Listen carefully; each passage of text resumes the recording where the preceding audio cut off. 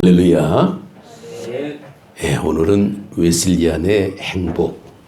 웨슬리안은 감리교인을 뜻합니다. 예, 웨슬리를 따라가는 사람들. 예, 오늘 웨슬리 회심 주일인데 우리가 어제 한국 감리교회 140년 정말 역사에 아주 모험적인 일에 참여를 했습니다. 우리가 100년 기도라는 것, 100년의 시간은 아무도 가보지 않은 시간입니다. 끝까지 갈 수도 없는 시간입니다. 어쩌면 그 시간을 우리는 광야라고 표현할 수 있는데, 모세가 40년 동안 광야를 걸어갔지만은 가나안은 들어가지 못했습니다. 그래도 우리는 모세를 실패자라고 부르지 않습니다. 끝까지 가지 못한 길을 가는 것, 진정한 용기라고 볼 수 있죠. 시작은 했는데 끝은 장담할 수 없습니다. 단지 우리는 하나님의 역사 속에서 소망하는 믿음으로 기도의 대장정에 함께 나섰는데, 100년 기도 운동의 본부 홈페이지 보니까 우리 교회가 현재 나주 안디옥 교회가 기도하고 있습니다. 그리고 자막이 흐르고 있더라고요. 아마도 전 세계가 아마 그 홈페이지를 봤으면 지금 기도하고 있구나라는 것을 볼 수 있겠죠. 전쟁터에 나가는 군인에게는 우리가 축하하지 않습니다. 왜냐하면 전쟁 자체가 참혹하고 가슴 아픈 일이기 때문이죠. 우리가 100년 기도라는 것을 왜 할까라는 거예요. 그냥 좀 단순히 40일 기도 그러면 누구든지 할 수 있는데 100년 그러니까 도무지 감이 안 잡히는 그런 시간입니다. 그런데 사실 따지고 보게 되면 우리가 절박할 수밖에 없죠. 지금 우리 교회가 선 위치가 아마 벼랑 끝이라고 할 수 있겠습니다. 벼랑 끝. 그러면 끝입니까? 더 가면 낭떠러지 같은 그곳인데, 아마도 이스라엘 민족이 애굽을 탈출하고 나왔을 때 홍해 바다를 앞두고 섰던 그 심정 같을 겁니다. 도무지 길은 없습니다. 그런데 하나님께서 홍해를 갈라 놓으셨죠. 바로 그런 것처럼 하나님께서 우리에게 길을 열어주실 줄로 믿습니다. 그 기간이 언제가 될지는 몰라도 우리는 비장한 각오를 가지고 전쟁터에 임한 것처럼 우리는 섰는데, 사실 이 전쟁이라는 이 곳은 적군과의 싸움이 우선이지만은 더 먼저는 자신과의 싸움입니다. 겁쟁이는 나설 수가 없죠. 훈련되지 못한 군인은 나가면 죽습니다. 이 거룩한 전쟁에 우리가 먼저 훈련하고 연단되지 않으면 우리는 오합지졸처럼 도망칠 수밖에 없습니다. 하나님께서 내 집은 만민의 기도하는 집이라고 분명히 말씀하셨는데, 우리는 그 집에서 기도를 쉬고 있었다라는 거죠. 어쩌면 기도를 쉬는 죄를 범하지 않겠다라는 사무엘의 고백을 우리는 기억해야 됩니다. 육신이 피곤하다라는 그 명분 때문에 이런저런 명분을 세워서 기도를 등한시하고 소홀히 할 때도 많았죠. 어쩔 수 없습니다. 육신이 약하니까. 그런데 그럼에도 불구하고 우리는 몸부림치면서 하나님 앞에 기도해야 됩니다. 아마도 시작은 했지만은 아마 100년 기도의 끝을 볼 사람 과연 몇이나 있을까? 지금 100세 시대 산다 하지만은 아무도 장담하기 어렵습니다. 누가 책임지겠습니까? 하나님께서 시작하셨고 하나님께서 마지막까지 함께 해주실 줄로 우리는 믿습니다. 존 웨슬리 목사님이 그렇게 말씀합니다. 사람이 일하면 사람이 일할 뿐이지만 사람이 기도하면 하나님이 일하기 시작하신다라고 말씀합니다. 우리가 일하면 우리가 그냥 일하고 끝이지만은 우리가 기도하면 하나님이 일을 해 주신다라는 거죠. 정말 1738년 약 한 286년 전 웨슬리가 조그만 골목길에서 하나님의 귀한 그날을 기념하는 것이 우리 그 웨슬리 회심의 주일입니다. 런던의 올더스게이트라는 그런 골목, 뭐 큰 길은 아닙니다. 저도 가봤지만은 조그마한 그런 길인데 정말 그곳에서 모라비안 교도들, 그들이 예배하는 작은 집회 처소 같은 그런 곳에, 그것도 수요일 날 저녁입니다. 뭐 가기 싫지만은 그냥 갈 데도 없고 그래서 잠깐 들어가 예배를 드리는데 앞에 앉기도 민망하고 그래서 저 뒤쪽에 앉아가지고 그냥 쪼그리고 앉아서 하나님 앞에 예배를 드립니다. 이게 웨슬리의 모습이었어요. 그렇게 정말 그 웨슬리는 사실은 그는 태생은 영국 성공의 사제 집안입니다. 부모님이 다 그 영국 성공의 사제였습니다. 목사관에서 그는 성장했습니다. 참 그러면 굉장히 정말 그런 신앙적으로 훈련된 그런 모습이었고 그런 학문적으로도 굉장히 탁월한 실력이 있는 사람이었습니다. 그래서 그는 하나님 앞에 정말 믿음으로 선포하고 미국의 조지아주까지 선교를 나갔다 오는 그런 아주 용맹한 사람이었는데 가자마자 처절하게 실패하고 맙니다. 전도하러 갔다가 그냥 거기서 주저앉고 그냥 돌아오는 그런 모습. 참 초라하기 이를 데가 없죠. 우리가 믿음 생활한다는 것이 뭔가 이렇게 목적을 정해놓고 열심히 달려가는데 목적을 중간에서 이렇게 포기할 때 참 얼마나 참 민망합니까? 예전에 그런 일이 한 번 있었는데 달리기를 합니다. 100m 달리기를 하는데 그냥 이렇게 출발선에서 딱 서갖고 땅 하고 출발하는데 조금 가다가 돌불에 팍 넘어졌어요. 얼마 가지도 못하고 꼬꾸라졌습니다. 아, 민망하대, 창피하고 갈 수도 없고 안 갈 수도 없고 그냥 돌아왔습니다. 달리기는 달려야 되는데 중간에 넘어지니까 이거 완전히 그냥 창피해가지고 이루 말할 수가 없습니다. 뭐 무릎팍 깨지는 거는 이건 문제가 아니에요. 그냥 창피해갖고 그냥 도망가듯이 그냥 빠져나오는 그런 모습. 이게 우리의 어떤 모습이 이런 일들이 나만 있었을까? 아마 다른 사람도 아마 있었을 겁니다. 그런데 이런 일이 한두 번 있으면 아마도 포기할 수 있을 텐데 그러나 끝까지 합니다. 다음에는 잘해야지. 그리고 또 합니다. 어느 순간인가 더 잘할 수가 있겠죠. 그렇게 되면 그때는 정말 만족감이 우리가 있을 줄로 압니다. 그러나 그때까지는 계속 훈련이 반복되고 있는 것을 우리는 기억해야 됩니다. 그 훈련에서 포기하면 안 된다는 것을 우리는 알죠. 정말 이 웨슬리는 자기는 그때까지만 해도 열심히 예수님을 믿는 사람인 줄 알았는데 그렇게 자기 착각 속에서 고백하고 있었습니다. 나는 열심히 믿는 사람이다 라고 말하는데 그는 그 모라비안 교도의 그 집회에 참여했다가 로마서 서문을 읽는 어느 누군지도 모릅니다. 누가 읽는데 그때 하나님의 귀한 음성의 말씀처럼 그 말씀이 들렸다는 겁니다. 바로 그 말씀이 로마서 1장 17절의 말씀입니다.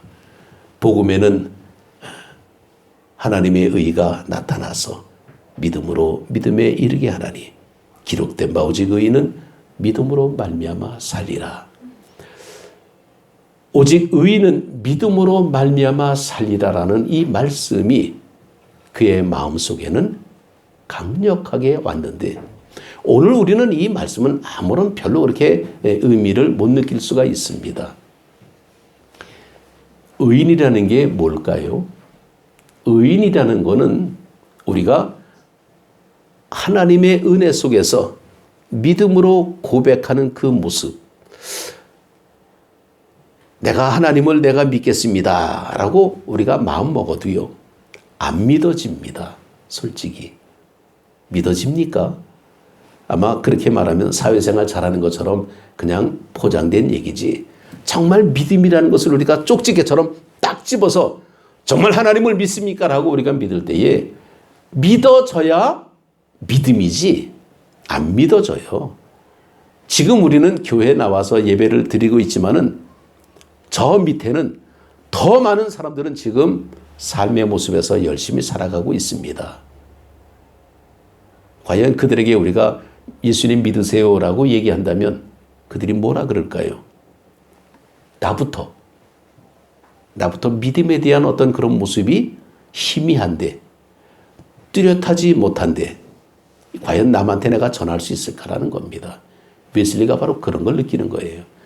자기가 확신하지 못한 상태 속에서 그냥 교과서 같은 그런 모습과는 지식적으로만 알았던 말씀을 그냥 남한테 전하니까 아무런 능력이 생길 수가 없다라는 거죠.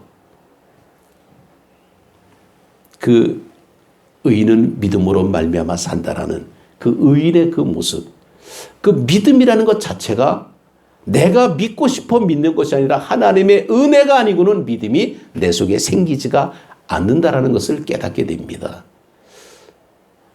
저도 성격이 굉장히 좀 예민한 편이라 미션 스쿨을 다니면서 성경을 배웠습니다.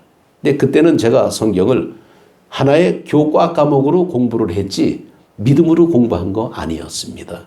그냥 성경 시험 보면 점수를 따려고, 그리고는 점수를 더 잘 따려면 우리를 가르쳐주는 그 성경 가르치는 선생님, 그 목사님이 다니는 교회를 가서 얼굴 도장 찍어야 점수 잘 나오겠다. 그래서 그 교회를 나간 것이 이문동 교회였어요, 사실은. 그때 우리에게 성경을 가르치는 그 목사님이 정성구 목사님입니다. 지금은 하나님 곁에 가셨지만은, 그러니까 그때 믿음으로 간 것이 아니라 성경 좀 잘 보려고 그냥 갑니다. 그리고 외우는 거예요, 무조건. 그냥 시험 본다 그러면 그 요절이 있습니다. 그럼 무조건 외우는 거예요. 내용을 알고 모르고가 아닙니다. 그냥 무조건 외우고. 머리 하나는 똑똑하니까 외우는 건 자신 있어요. 딱딱딱 외웠습니다. 그래갖고 빗줄 막 쳐가면서, 그러니까 내가 옛날에 보던 그 쪽복음 성경책이 있는데 기도원에서 나온 거예요, 그게. 빨간 줄 막 적하면서 열심히 외웠습니다. 근데 그게 그때는 시험 공부하느라고 외웠는데 그게 지금은 나의 능력으로 나타나고 있습니다. 이게 하나님의 참 묘한 모습이었죠. 그런 과정이 없었으면 내가 성경을 읽을 기회가 없었을 텐데 그때 참 성경을 보긴 많이 봤습니다. 근데 믿어지지는 않아요. 그냥 그렇구나라고만 그냥 알고 있지. 근데 어느 순간에 하나님의 말씀이 올 때에 야, 이게 믿음인가라는 거예요. 아무리 내가 거부하고 싶은데 그 말씀이 내 속에서 자꾸만 능력으로 역사하는 것을 느꼈습니다. 아마 웨슬리가 그런 느낌을 받았을 거예요. 그래서 가슴이 뜨거워졌다라고 고백하고 있는 것이 일기장에 나오고 있습니다. 그 말씀을 들을 때 내 가슴이 뜨거워졌다. 아, 그때까지는 형식적인, 명목적인 그냥 예수 믿는 사람, 그것은 지식적인 모습으로만 인식하고 있었지 그것이 나에게 능력으로 나타나진 않았었습니다. 그래서 예수님이 거기서 크게 회개하게 됩니다. 아, 나는 뭔가 잘못됐었구나. 내가 하나님의 말씀을 그냥 교과서 같이만 그냥 그렇게 알았구나. 태생이 목사님 가정에서 태어났으니까 그냥 자연스럽게 공부를 했었고 지식적으로 그가 만나는 사람들마다 정말 늘 그런 사람들만 만나다 보니까 자기는 저절로 믿음 있는 것처럼 생각됐을 겁니다. 요즘식으로 말하면 모태신앙이라고 볼 수 있겠죠. 부모님들이 믿는 가정에서 그 태어난 아이들은 정말 믿음 좋습니까? 아니더라고요. 부모님들이 아무리 잘 믿어도 자녀는 자녀더라고요. 그들의 믿음은 또 역시 별거예요. 각자가 하나님 앞에 매달리지 않으면 그것이 전이되지가 않아요. 인정되지 않습니다. 바로 그런 가운데서 그는 정말 하나님 앞에 야, 내가 그동안에 잘못 살았구나. 정말 이 하나님 앞에 믿음으로 내가 의인이 됐구나라는 사실은, 의인이라는 것은 내가 뭔가 잘나서 공로가 있어서 뭐 무슨 큰 업적이 있어가지고 의인이 된 것이 아니라 하나님이 그냥 그렇게 봐준 것이 의인이라는 겁니다. 그 의인은 믿음으로 말미암아 살리라. 이게 웨슬리를 완전히 뒤집어 놓고 맙니다. 우리는 그런 모습, 정말 하나님을 향한 그런 믿음의 모습이 이론적인 것이 아니구나라는 것을 깨닫게 된 거죠. 그래서 이 감리교회는요, 사실은 굉장히 활동적인 그런 모습으로 드러나는데, 이것을 우리는 기독교의 성화라고 말씀하고 있습니다. 성화라는 것은 행동화되는 겁니다. 정말 그동안에 갖고 있던 신앙적인 어떤 그런 모습이 정말 확신을 가지고 담대하게 전하게 되는 모멘텀이 된 겁니다. 이 모멘텀이라는 것은 하나의 추진력을 가리키는 거예요. 동력을 가리키는 겁니다. 순발력을 치는 거예요. 그러니까 하나님의 말씀이 내 속에서 움직일 때에 큰 변화의 모습으로 나타나게 됩니다. 참 웨슬리의 삶의 모습 속에서 많은 여러 가지 예화들이 나오게 되는데, 정말 그가 증거하는 그런 삶의 모습을 통해서 웨슬리의 어떤 그런 영성의 모습은 가만히 있질 않았습니다. 그래서 하나님의 말씀을 전하다 보니까 원래 영국 성공회는, 그때 당시 18세기 영국 사회는 귀족들만 모이는 교회였습니다. 있는 사람만 모였죠. 자기들끼리만의 예배를 드리고 자기들끼리만의 그냥 선친교하는 그런 모습이었습니다. 그때 산업혁명이 일어나면서 많은 사회 구조가 일어나게 되고 노동자들이 일자리를 잃게 되고 증기기관차가 막 발명이 되고 막 이러면서 사회가 굉장히 정말 그 산업혁명이 일어나면서 사람들이 그 생활이 굉장히 좀 이렇게 어려워지는 그런 모습이 생겼습니다. 왜냐하면 일자리를 잃어버리는 거예요. 사람이 하는 일을 기계가 대신해 버리게 되고 막 이렇게 됩니다.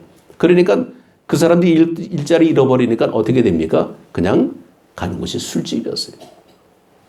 그냥 그러다 보니까 그들이 막 살게 되고 사회가 혼란스럽게 되는 아주 굉장히 어려운 그런 시절에 정말 웨슬리는 하나님의 말씀을 들고 그들에게 전하고 있습니다. 그는 전하는 곳이 교회 밖이었어요. 그러다 보니까 웨슬리의 신앙의 모습은 묘지에서도 하나님의 말씀을 전했고, 술집에서도 하나님의 말씀을 전했고, 감옥에서도 하나님의 말씀을 전했습니다. 이걸 굉장히 싫어했습니다. 성공회에서. 그래서 웨슬리를 굉장히 핍박합니다. 결국은 성공해서 추방당해요. 근데 웨슬리는 끝까지 나는 영공의 사제라고, 성공의 사제라고 그렇게 얘기하지만은 성공에서는 추방당합니다. 사실은. 그러니까 갈 데가 없으니까 어떡합니까? 길거리에 나가서 복음을 전하고 시장터에 나가서 복음을 전하고, 그런 사람이 웨슬리였습니다. 말을 타고 다니면서 복음을 전하는 웨슬리의 모습을, 그러니까 옛날의 그 역사적인 모습을 보게 되면 좀 상상이 좀 잘 안 되는 이제 그런 모습인데, 당시 코넬이라는 지역에 어떤 판사가 이런 말을 했습니다. 이 감리교 선교사들이 와갖고 문제 아들을 도무지 새 사람으로 바꿔놓아 버려갖고 자기가 할 일이 없다라고까지 얘기를 합니다. 그래서 아직도 술주정뱅이, 깡패, 아내를 괴롭히는 남자, 남편에게 바가지를 긁는 아내가 있으면 웨슬리에게 데려다 주시오, 이렇게 말을 했다 그럽니다. 그러니 웨슬리는 그들에게 하나님의 말씀을 전하면서 붙들고 기도할 때에 기도의 사람입니다. 능력의 사람이죠. 그들이 변할 수밖에 없었다라는 것을 보게 됩니다. 그래서 이 웨슬리의 그 모습은 그때 당시는 굉장히 그 평신도 중심으로 복음을 증거하게 됐고, 그래서 이 감리교는 장로교하고는 조금 많이 다른 부분들이 있습니다. 그래서 평신도가 굉장히 목회자하고 같은 수의 모습으로 사역을 감당하는 부분들이 참 많습니다.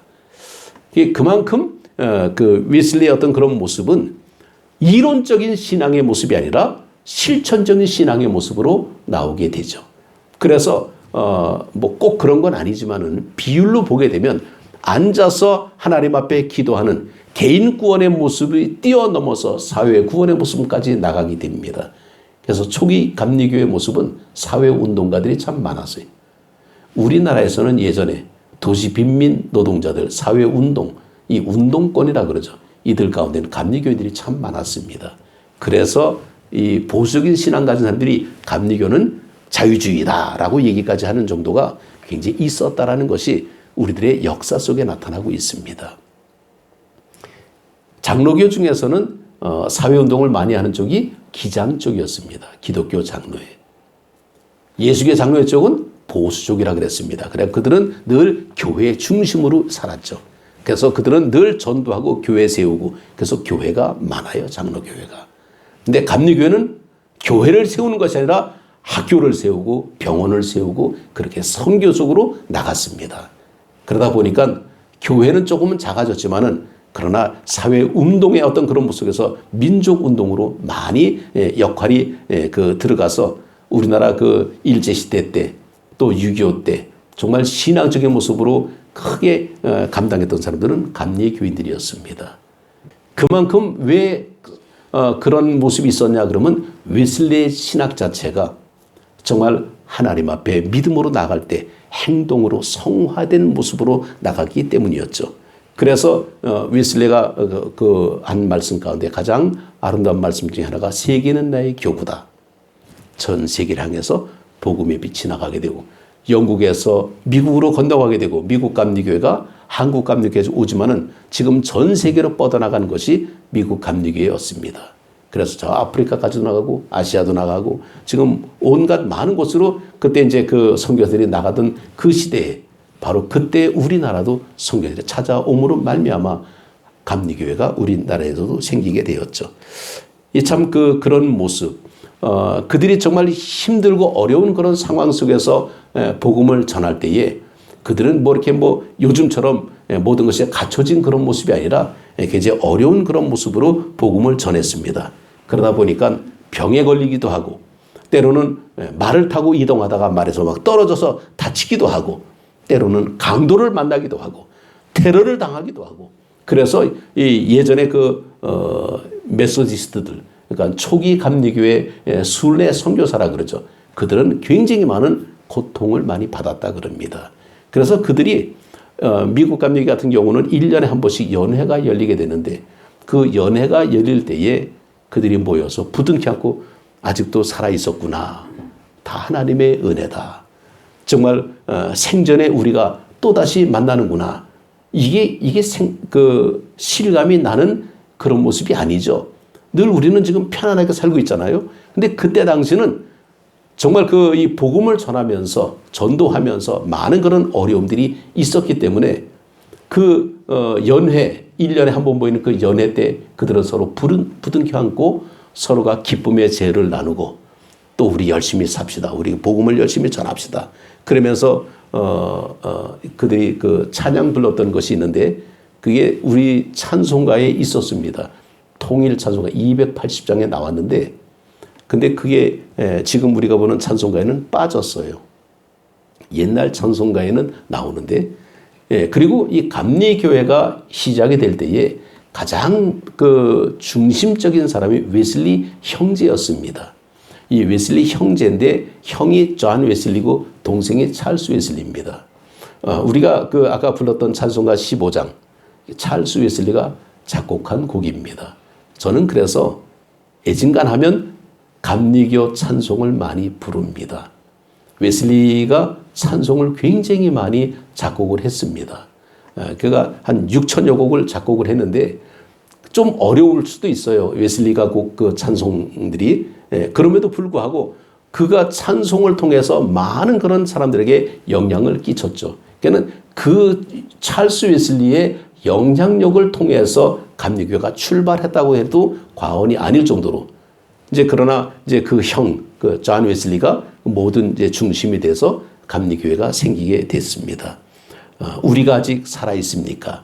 찰스 웨슬리가 만든 그 곡 가운데 생전에 우리가라는 그런 곡이 있는데 본래 제목은 우리가 아직 살아 있습니까? 라는 그런 곡입니다. 예전에 교회를 다닌 분들은 아마 기억이 나실 아마 찬송일 겁니다. 메소디스트 감리교회 설교자들이 세우신 하나님의 의도가 무언가라고 할 때에 국가 특별히 교회를 개혁하기 위해서 그리고 온 땅에 성경적 선결을 전파하기 위해서라고 감리교 총회록에 기록이 되고 있습니다. 국가, 특별히 교회를 개혁하기 위해서 그리고 온 땅에 성경적 선결을 전파하기 위해서다라고 말씀하고 있습니다. 그래서 이 감리교 교리를 우리가 보게 되면 장로교회는 굉장히 교리가 많습니다. 근데 감리교회는 교리가 없다라고까지 얘기를 하는데 사실은 있습니다. 이 감리교 교리는 뭐냐면 바른 신앙과 삶에 대한 가르침인데 이 건강한 신앙은 바른 알물 통해서 이루어져야 합니다. 믿음 생활은 우리가 온전히 뭘 알고 행동을 해야지 모르고 따라간다는 것은 정말 어리석은 일이죠. 그래서 신앙생활에서 가장 중요한 부분이 이 교리의 모습인데 내가 믿는 하나님이 어떤 분인지, 내가 어떤 존재인지, 하나님과 내가 어떤 관계를 맺어야만 하는지를 알려주고 있습니다. 기독교 신앙을 바로 이해하는 길이 바로 교리의 모습인데 정말 내가 이 교리를 통해서 내가 다른 사람에게 어떻게 살아야 할 건지를 알게 해주는 이런 사명감을 가지는 것도 바로 교리의 모습이라고 보게 됩니다. 그래서 교리에 대한 것은 정말 하나님에 대해서 우리가 말씀을 배우는데 이게 사실은 다가 아닙니다. 이게 우리 감리교회의 아주 독특한 그런 모습인데 교리가 100%가 아니라는 겁니다. 왜냐하면 하나님은 인간의 논리적인 표현으로 다 표현할 수가 없다라는 거죠. 그래서 성경적 성결, 우리가 하나님 앞에 거룩함의 모습으로 믿음으로 나아갈 때에 우리가 모르는 부분도 많다라는 거죠. 이걸 우리는 하나님 앞에 기도하면서 영적인 영감을 받아서 하나님의 말씀을 전해야 되기 때문에 늘 기도해야 되는 것을 우리는 보게 됩니다. 이 성경적 성결이라는 이 표현의 모습이 바로 우리에게 거룩성을 우리에게 요구하고 있습니다. 온 땅에 그래서 하나님에 대한 그런 말씀으로 정말 거룩한 사랑으로 충만해져야 되는데 그렇지 못할 때가 많죠. 우리는 이 감리교회에 대한 어떤 그런 모습, 웨슬리가 이 뜨거움을 통해서 그냥 마음이 뜨거워졌다 이것이 끝이 아니라 그가 뜨거움으로 말미암아 변화된 모습이 하나님의 말씀을 전하는 선교의 모습으로 많이 드러나게 되는데 이 선교적 삶의 모습은 우리가 이론이 아니라 삶이라는 거예요. 그래서 우리가 가서 정말 감리교인이라 그러면 그곳에서 완전히 하나님의 은혜 속에서 변화를 시키는 아주 소금 같은 역할을 하고 있었다는 겁니다. 근데 요즘 우리가 신앙생활 하면서 기독교인들이 과연 이렇게 살고 있는가라는 거죠. 무늬만 그리스도인들이 너무나 많다라는 거죠. 그러다 보니까 우리의 젊은이들이 교회를 안 나오는 가난한 성도들이 많이 됐다라는 거죠. 예수님은 좋은 분이고 하나님은 정말 좋은 분인데 교회는 그렇고 그렇다. 이렇게 표현될 수 있습니다. 그런데 우리는 그럼에도 불구하고 교회는 하나님의 집이라는 것을 우리는 알아야 됩니다. 우리가 사는 집이 다 온전합니까? 우리는 100% 우리가 다 순결합니까? 그렇지 않죠. 그렇다고 우리를 합리화하자는 건 아닙니다. 우리가 잘못된 부분은 인정을 하지만은 그럼에도 불구하고 빈대 잡겠다라고 초가상간 태우는 어리석은 짓은 하지 말아야 된다는 거죠. 하나님의 교회는 하나님이 세워주셨다는 겁니다. 비록 그 교회를 이루어가는 구성원들이 조금은 좀 엉뚱한 사람도 있고 잘못된 사람도 있고 어긋난 사람도 있습니다. 그렇다고 교회가 다 그럴 수는 없습니다. 그 속에서 하나님의 역사가 나타나기 때문에 그래도 웨슬리 한 사람을 통해서 전 세계 감리교회가 정말 세워지게 됐는데 웨슬리가 늘 고민하는 부분이 그겁니다. 교회가 세워지는 것이 문제가 아니라 하나님의 정말 거룩한 영성을 가진 사람이 몇이나 되겠느냐가 늘 걱정이었다는 거예요. 우리는 보이는 어떤 그런 모습으로만 치장하는 것이 아니라 정말 성결적 성결, 성경적 성결이라는 것은 정말 믿음 생활의 온전한 바른 삶의 모습으로 나타나야 되는데 이 적당이라는 거하고 현실적인 거하고 많이 충돌하게 됩니다. 어떤 것이 옳을까? 아무도 정답은 없습니다. 왜냐하면 케이스 바이 케이스, 그때그때마다 달라질 수 있기 때문이죠. 우리가 어린아이 상대할 때하고 중학생 상대할 때하고 대학생 상대할 때하고는 다 다르다라는 거죠. 그러니까 똑같은 하나님의 말씀을 우리가 갖고 있으면서도 하나님의 거룩한 사랑으로 충만해지게 되면 다 그것을 포용할 수가 있습니다. 그러기까지는 우리는 하나님 앞에 늘 기도해야 되겠죠. 그러나 우리는 그 기도의 모습이 우리가 정말 억지가 되고 어떤 강제가 되고 그런 것이 아니라 내 속에서 우러나오는 하나님의 은혜에 감사가 되다 보니까 이것이 하나님 앞에 행복한 모습으로 나타나게 됩니다. 이게 웨슬리가 가장 중요하게 말씀한 것이 행복이었어요. 사람이 행복하지 않으면 무엇이 어렵다라고 말씀하고 있죠. 그러니까 믿음 생활도 마찬가지로 행복입니다. 교회 생활도 행복이고 우리가 하나님 앞에 기도하는 것도 행복입니다. 우리가 어제 1시간 기도합시다 라고 할 때 어떻게 1시간씩이나 10분도 아니고 아마 그랬을 겁니다. 그런데 기도하다 보니까 1시간도 부족해. 왜 부족합니까? 그만큼 하나님에 대한 그것이 간절했기 때문이에요. 우리가 좋은 시간이 있을 때는 이 시간이 좀 오래 가면 좋겠다 그런 것처럼 하나님을 만나는 그 시간 통해서 하나님 앞에 기도하다 보니까 우리가 그동안에 얼마나 소홀하게 살았던 것을 발견하게 됩니다. 오히려 저는 이런 어제 24시간 기도를 통해서 참 많은 것을 깨닫게 되고 참 많은 기도를 하게 됐는데 이것이 그냥 지나가는 것으로 끝나면 안 된다는 것을 말씀합니다. 어저께 아침 먹었다고 오늘 아침 안 먹습니까? 내일도 아침 먹어야 됩니다. 우리는 기도가 끝난 것이 아니라 계속해서 기도가 드러나야 됩니다. 내가 기도한 것이 그냥 이것이 일장일장으로 그냥 끝난 것이 아니라 이 기도가 하나의 싹이 돼서 이것이 또다시 이제 나무가 되고 또다시 줄기를 피는 이제 그런 모습으로 성장해야 되겠다는 것을 우리가 보여주고 있습니다. 우리가 기도하는 모습을 우리의 자녀들이 보면서 따라옵니다. 100년 기도는요, 바로 그거예요. 우리가 우리의 목숨만 우리의 어떤 그런 상황만 감당하면 됩니다. 나머지는 하나님 앞에 맡기는 거죠. 믿고 살다 보게 되면 언젠가 하나님의 나라가 아마 도래할 것을 우리는 기대하고 있습니다. 오늘 이 시간 하나님 앞에 기도할 때에 웨슬리안의 행복, 정말 생전에 우리가 또다시 이렇게 만날 수가 있다는 것을 감히 누가 알겠습니까? 옛날에는요, 전혀 상상하기 어려운 그런 감격들이 참 많았다 그럽니다. 근데 요즘은 너무 의술도 좋고 살기가 좋다 보니까 뭐 내년이고 후년이고 우리는 기대감을 가지고 살지만은 이때 당시는 굉장히 어렵고 힘들어서 그들이 만날 때에 너무너무 정말 기적 같은 삶 속 아직도 살아 있습니까? 서로 얼굴을 보고 있습니까? 하나님의 무한 은혜에 감사하면서 부둥켜 아는 것이 바로 생전에 우리가라는 찬송이었다는 거예요. 이 찬송을 부르면서 그들은 감격을 하고 내년에 또 만납시다. 그러나 또 못 만날 사람도 있었다는 거죠. 우리가 앞길을 장담할 수 없습니다. 그러나 우리는 은혜로 삽니다. 그래서 이 가사를 보게 되면 생전에 우리가 또다시 모였네. 예수의 보호하심을 다 찬송하리라.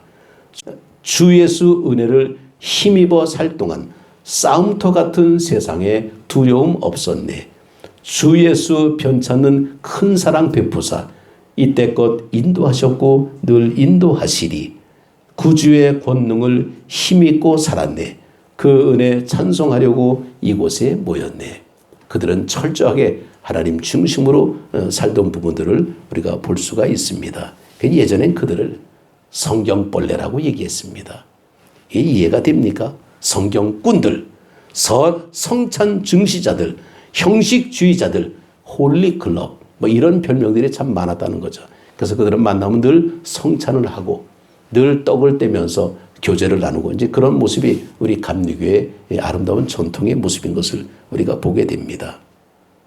오늘 이 시간 하나님 앞에 기도하기를 원합니다. 우리도 함께 정말 웨슬리안이 이런 행복감을 가지고 믿음 생활 잘한 것처럼 우리들도 지금 살아있을 때에 하나님 앞에 정말 아름답게 고백하면서 믿음으로 나아가는 우리 모두가 되기 위해서 함께 기도하는 시간 되기를 주님의 이름으로 축복합니다. 기도하겠습니다.